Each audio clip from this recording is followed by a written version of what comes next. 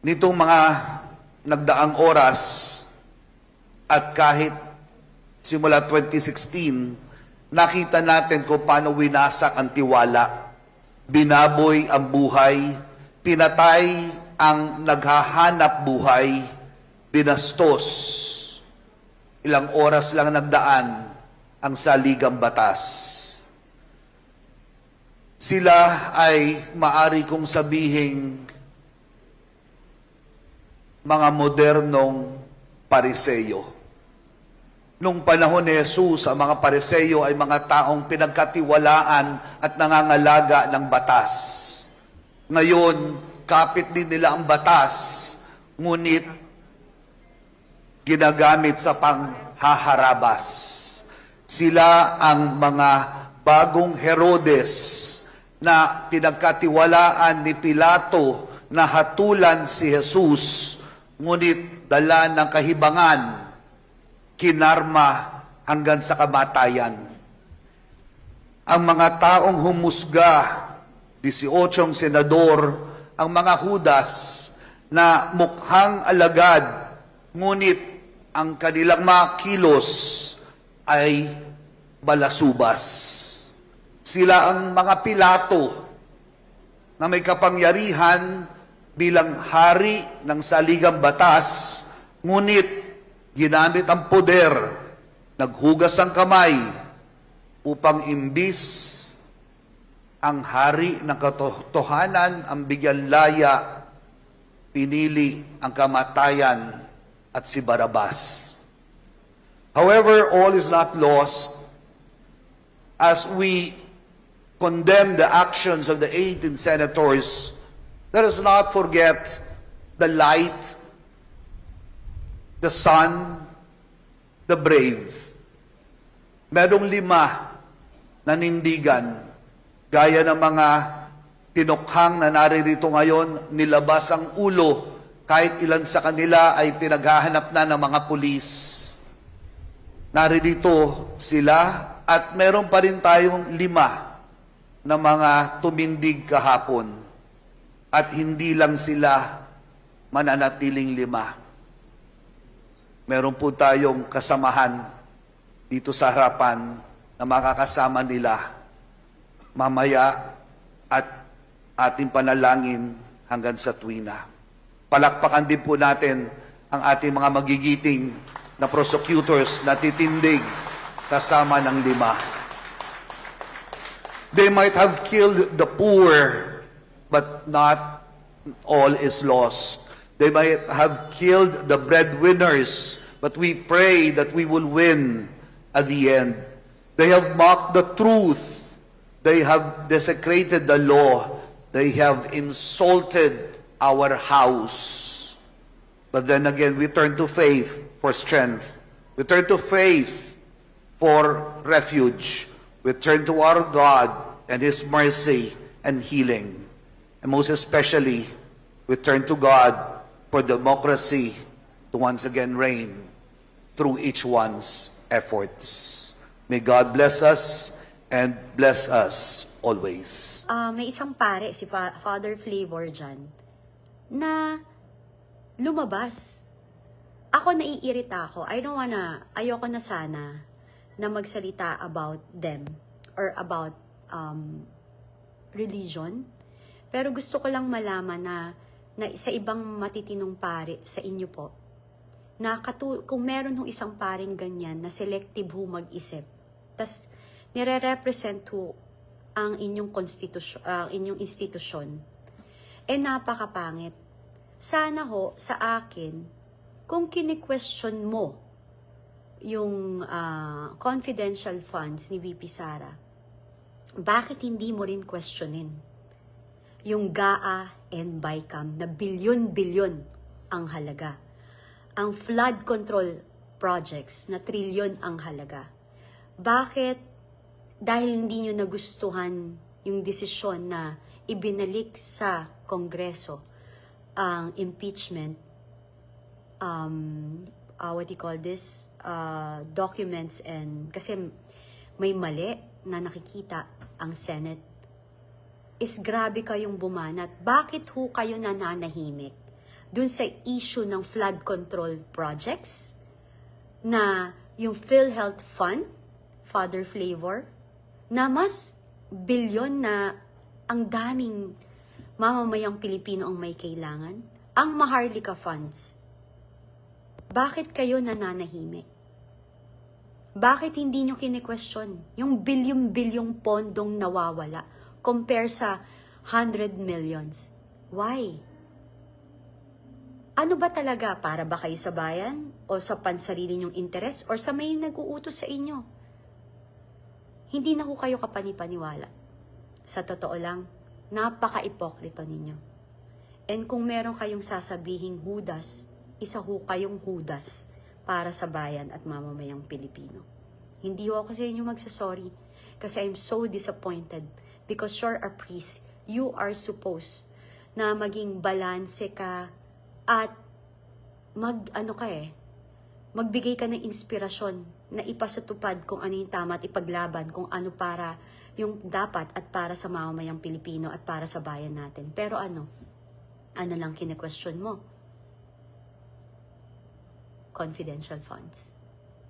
But you never question the GAA and BICAM na billion flood control projects.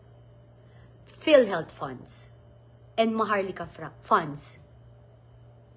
You don't deserve to be priest. Kakahiya ho kayo. Kasi selective ho kayo. At namamanduhan ho kayo. Hindi ho ng Panginoon. Bagkus ng mga demonyo sa paligid nyo. Sana wag nyo na lang hong gamitin yung pagkapari nyo kung ganito rin lang ho kayo. Sa totoo lang, nakakahiya talaga kayo. Hindi ako perpekto, makasalanan ako. Dahil sa buhay ko, katulad ngayon, nagkakasala nga ako. Ngayon, dahil sa inyo. Diba? But I don't care. I need to say this. Kasi yung feeling nyo kung kayo lang pwedeng magsalita, kaming mamamayang Pilipino, pwede rin hong magsalita. Hindi ho tama yung ginagawa nyo. Questionin nyo yung GAA and BICAM. Questionin nyo po yung nawawalang flood control projects. Ang dami pa po. Pero ano mas pinipili nyo? Sabihin na natin bakit? Malaki rin naman 100 millions worth. Ano yung mas malaki, yung bilyon? Yung pag nagbabaha tayo, ang daming naperwisyo, daming namatay, ang daming nawalan ng bahay. Ang daming nawalan ng kabuhayan. Flood control projects. Bilyon ang halaga.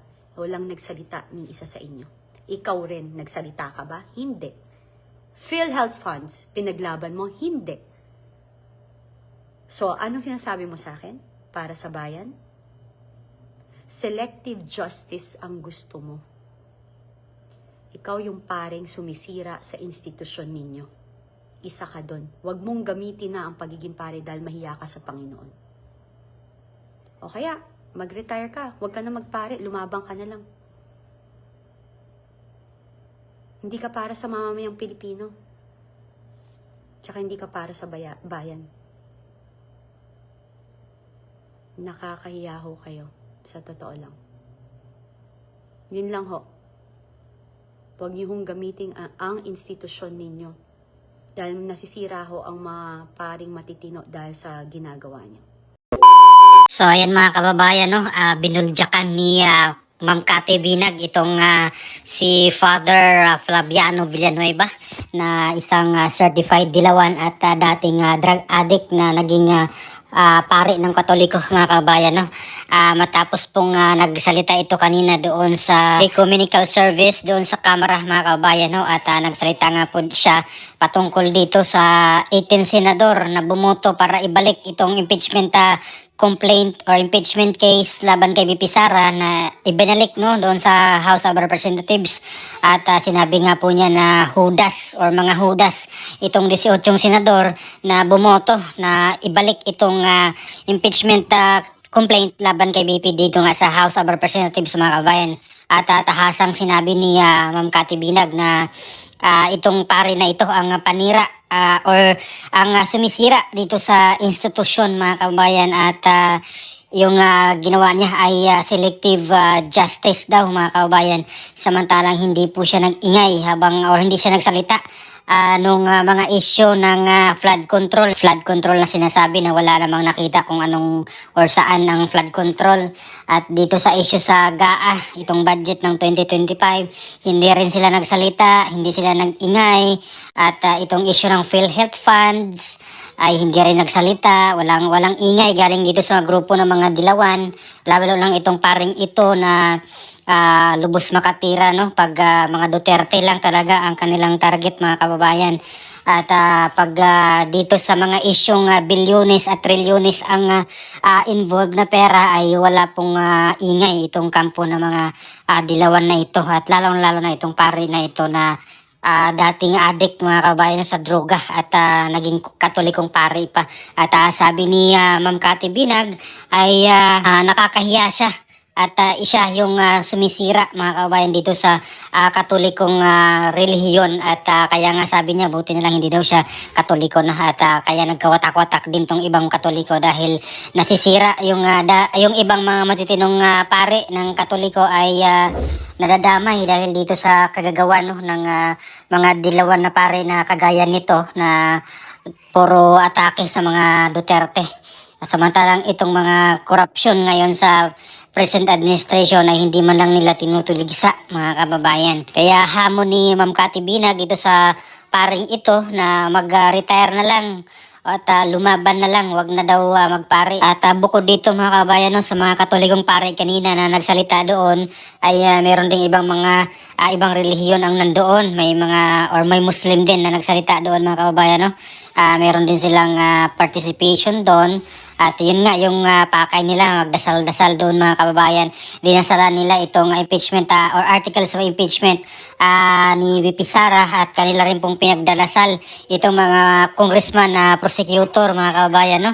Or kasama ng prosecution doon sa impeachment trial ni VP Sara. Kaya ano pong opinion nyo, mga kababayan, dito po sa mga banat ngayon ni Ma'am Cathy Binag laban dito sa paring dilawan na dating addict na si Father Flaviano Villanueva, at kasama niya dito siyempre ang mga kagrupo niya na mga solid dilawan din, sila Diliman nandun, yung grupong Tindig Pilipinas, at marami pang ibang kasama sila doon sa labas, mga kabayan, no, ng Senado. Ayan, halos 3 days na, no, inaraw-araw nila doon mag-rally, mga kabayan, doon sa labas ng Senado, at puro ingay yung kanilang tungkol dito sa impeachment ni VP Sara, na gusto lang umpisa na agad yung impeachment trial, mga kabayan. So ano pong opinion nyo, mga kabayan? Please comment down below. Maraming salamat. God bless po sa ating lahat.